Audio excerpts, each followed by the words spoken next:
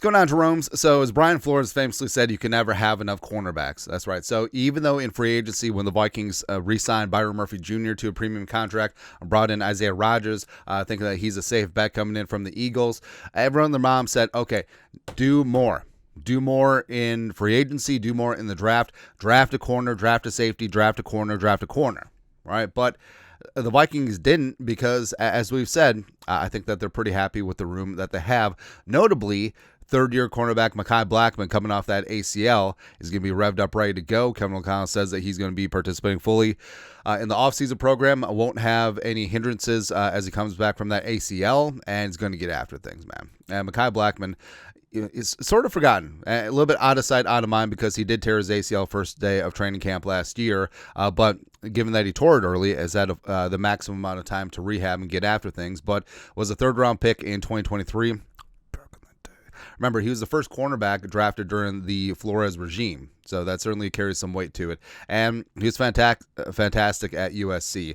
Originally started his college career at Colorado. Remember, so Colorado, before Deion, they had Mekhi Blackmon, they had Christian Gonzalez, and then Blackmon transferred to USC, and Gonzo transferred to Oregon. But that's a hell of a corner duo, man, out in Boulder, right? But Blackmon getting after things at USC, putting up huge PFF numbers, a 90.6 grade, a second in FBS amongst corners, and was just fantastic in man, in zone, in everything. 8 passes broken up, 3 interceptions, and a 46.1 quarterback rating, which is good. You get 39.6 thrown it straight into the ground, and it's pretty damn amazing. Scouting report, aggressive man cover cornerback whose physical play brings both passes defended and penalties.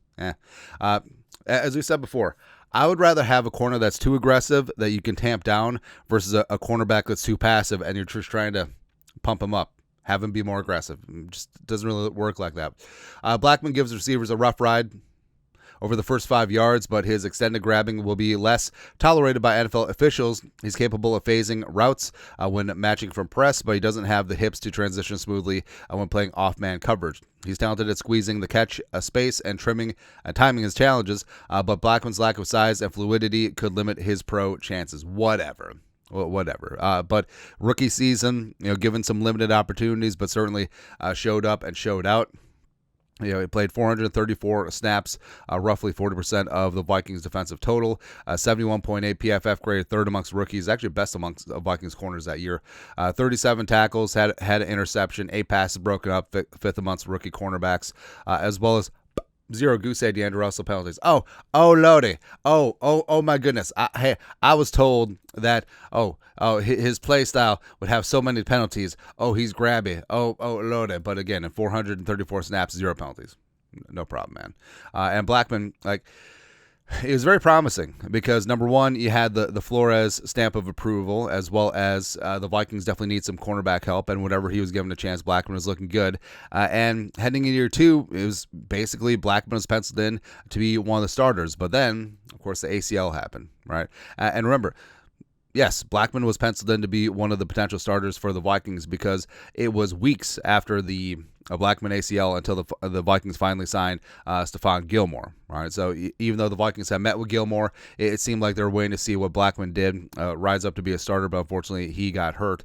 So I do think that it's a spot where Blackmon, even though the Vikings can never have enough corners, I think it's a spot where Blackmon can earn a starting role spot because your top 3 corners are your starters. I mean, that's just how it is in the modern NFL. But I think Blackmon could be the third corner, Murph and Rodgers as the 2 corners in base. And then when you go to sub-package nickel, you have Blackmon coming in playing on the outside with Rodgers. You have Murphy kicking into the slot. I think that could be your big 3.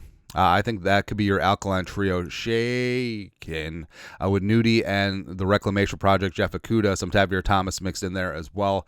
I think the Vikings quarterback room is really damn good, and a major part of it is Mekhi Blackmon. So don't sleep on him. I think that he might be the most underrated player. Brian Flores and Durante Jones have been effusive in their praise about Blackmon. I think that he has a chance to rise up and really show up and show out. I think he's going to be good to go, man. But your thoughts are thoughts. Mekhi Blackmon, this ain't no movie. There's no Mekhi Blackmon, but there is. There is. Most underrated Viking, let us know. Comment section, you guys are the best to do. Skull production value.